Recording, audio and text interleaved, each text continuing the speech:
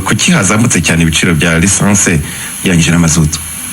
turi mu bihe bidasanzwe byatewe cyane cyane ni intambara hagati ya Iran, Leta Zunze za Amerika na Israel muri kiriya gice cy'isi, ari naho bikomoka kuri peteroli. Bisa nkaho byahagaze kuza bikagabanya ibihagera, bikazamura ibiciro hafi 20%. Kubera iyo mpamvu rero ntago tukora nk'ibisanzwe, ibiciro birahindagurika buri munsi. Ababikurikirana babona ko intambara ikomeje, ndetse cyane cyane ibireba n'ibikomoka kuri peteroli byo bihungabana cyane kurushaho. Bityo rero twebwe icyo twiyemeje, icyo tugamije ni ugukoresha uko dushoboye ku buryo ibi bikomoka kuri peteroli, kubera ko ari ingenzi, bitabura ku isoko ry'u Rwanda. Kugira ngo rero bitabura ku isoko ry'u Rwanda, ni ngombwa gukomeza ubushobozi ababizana, ni ngombwa gukomeza kureba neza no gukurikirana buri munsi yuko biza bikaba bihari. Hanyuma gusa iby'ibiciro byo kuzamuka byo bikomeza kuzamuka, kugira ngo n'abanyarwanda barabikurikirana. Cyo tuba dushaka nuko tutagera ku rwego aho tutagira ubushobozi bwo kuba twabizana mu gihugu. Yego, ibi bivuze ko n'ibiciro by'ingendo nabyo bijya kongera kuvugururwa? Oya, ibiciro by'ingendo ntago biri buvugururwa, ari nayo mpamvu mubona mu giciro cyazamutse ni igiciro cya lisansi. Icyo cyazamutse kigera ku 2938. Igiciro cya mazuta ari nayo ikoreshwa cyane mu ngendo rusange cyagumye uko cyari kiri. Biragaragaza ni zimwe mu ngamba guverinoma y'u Rwanda yafashe zo kugerageza guhangana n'irihindagurika. Naho ubundi izamuka ryo ni rinini cyane kurusha nuko turibona ahangaha. Ibiciro by'ingendo uko bimeze birakomeza uko byari bimeze. Yaba turatekereza ko kandi hari ingendo z'abantu, ariko n'ingendo z'ibintu arizo z'ingenzi, bicuruzwa ntabwo byagombye kugira ingaruka cyane, kubera ko igiciro cyo cyagumye uko ariko kimeze, kandi ibitwara ibicuruzwa bikoreshwa cyane mazutu kurushaho. Gusa icyo bivuga nuko nkuko wari ubimbajije, mu byumweru 2 turahinduye, iri guhinduka bizakomeza. Icyo twongera gusaba abanyarwanda ni kumva ko turi mu bihe bidasanzwe, kumva ko icyo tugamije nka leta y'u Rwanda, guverinoma y'u Rwanda, cyambere ari uko ibicuruzwa bitabura ku isoko, ariko ibijyanye n'ibiciro no guhinduka birakomeza buri gihe, kandi dukomeza kubikurikirana umunsi ku munsi. Uko tubonye hari ikintu cyahindutse gikomeye gishobora kudutera ikibazo cyo kubura ibicuruzwa ku isoko, tugomba gufata ingamba kandi tugatekereza no kubibereye abanyarwanda.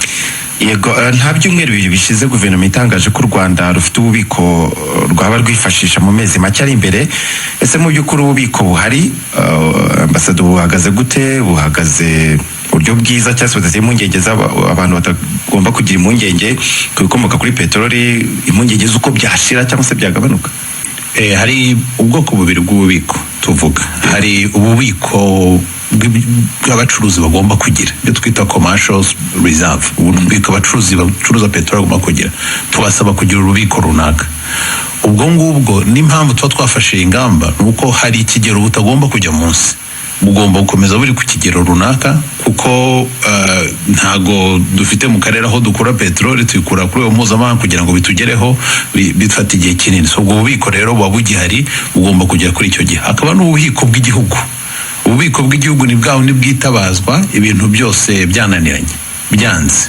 Ubwo bubiko bwo buba bukiriho, bugikoreshwa, kandi tubungabunga dukoresha tureba neza yuko budashobora kugira ikibazo. Nagera cyo nabwira abanyarwanda nuko ububiko buhari buracyari ku kigero tugomba kuba dufiteho, kandi icyo dusabwa nuko dukomeza kububungabunga, nukongera kuhumuriza abanyarwanda, kubabwira ko ibikomoka kuri peteroli byo ku isoko ry'u Rwanda byo bizakomeza kuba bihari. Tuzakomeza gukoresha uko dushoboye ko biboneke, ariko nongera no kwibutsa ko ibiba handi twumva mu bindi bihugu nabyo natwe bishobora kutushyikira. Turasaba uruhare rwa buri muntu, rwa buri munyarwanda. Turamubona ibindi bihugu kubera peteroli yabuze, abantu bamwe batangira kugabanya ikoreshwa ryabyo. Ntituragera kuri urwo rwego, ariko ntawavuga ko tutabigeraho. Dukeneye ubufasha, dukeneye gufatanya kujyanamo n'abandi banyarwanda. Buri munyarwanda wese akumva ko ari uruhare rwe. Gute dutegura ingendo? Ni byiza gutegura urugendo rwawe aho ukagerageza uko bishoboka kose gukoresha za transport za rusange. cyangwa se mugafatikanya, nimba mugiye ahantu hamwe, mugiye gutabara, mugiye mu bukwe, mugenda ahantu hamwe mugafatikanya. Aho bishoboka hose hari za bisi, mugakoresha za bisi zirahari, yaba mu mujyi wa Kigali, yaba mu bice byose by'igihugu, bigenda neza. Mu ngo zanyu ibicanwa n'ibindi byose abantu bagagerageza kugabanya ibyo bakoresha. Ubwo nibwo buryo bwonyine tuzajyanamo kugira ngo dukoreshe neza n'ibyo dufite mu gihugu, nubwo dushyiraho imbaraga ngo bikomeze kuboneka, ariko ni ngombwa cyane ko abanyarwanda dufatanya kugira ngo buri wese ashyireho uruhare rwe, agabanye ibyo yakoreshaga muri ibi bikomoka kuri peteroli, kuko turacyari mu bihe bidasanzwe, ntibirarangira, kandi no mu bigaragara ingaruka zizakomeza kuza mu gihe kizaza. Mu byumweru bibiri bishize esanse yari yarazamutse hafi 400, wirongera azamutse. Kuki ubundi leta itakongera gushyiraho nkunganire nk'uko yabikoze mu gihe cya COVID-19? Icyo gihe n'ubundi twazi mu bihe bidasanzwe, ariko bikagaragara ko leta hari uburyo ifashamo nkunganire. Kuki bitongeye gukora? N'ubundi uramutse ukurikije uko ibiciro bihagaze kuri uyu mpuzamahanga, muri ibi biciro bishya nkunganire ibirimo, ni nayo mpamvu ubona nka mazutu yagumye ku giciro cyayo, na essence yagombye kuzamuka ku rwego rurenze. Iyo urebye ku biciro mpuzamahanga ubona ibiciro kenshi bisa nkaho byikubye na kabiri ugereranyije naho turi, ariko iyo ukurikize ibiciro biriho ubu ngubu, byo ni ibiciro bigereranyije. Leta iba yagerageje gufata ingamba zose zishoboka. Yaba ingamba ziratandukanye, hari iyo nkunganire uvuga, hari no gufasha abacuruzi, yaba kubaha ubushobozi bwo kubona amafaranga ku buryo bworoshye kugira ngo babashe kugura ibicuruzwa vuba ku isoko. Harimo ibikorwa byinshi guverinoma y'u Rwanda, ikipe ya guverinoma y'u Rwanda ikurikirana bene ibi biciro ikora, kugira ngo tubashe kugabanya ingaruka zishobora kutugeraho. So ibyo ngibyo birakorwa buri gihe, ariko nk'uko leta ibikora, icyo tuvuga ni uko n'ubundi abanyarwanda bakwiye nabo gukora kabo. Yego, reka nsubire inyuma gato. Icya mbere ni uko mazutu niyo ikoreshwa cyane mu bikorwa bitanga umusaruro, niyo ikoreshwa cyane mu gutwara abantu n'ibintu, nk'uko babibonye byavuzwemo aho ngaho, ibintu cyane cyane ibicuruzwa. Iyo rero mazutu izamutse cyane ku buryo budasanzwe, bihita bigira ingaruka no ku bicuruzwa no ku bundi buzima bw'abanyarwanda. Esansi yo ikoreshwa cyane mu bantu ku giti cyabo, mu modoka z'abantu ku giti cyabo, bashobora gufata ingamba zo kutanayikoresha, bafite ubundi buryo bwo kugenda. Ibyo twavugaga byo gufatanya, ibyo twavugaga byo gukoresha bisi, cyane cyane ko bisi zirahari.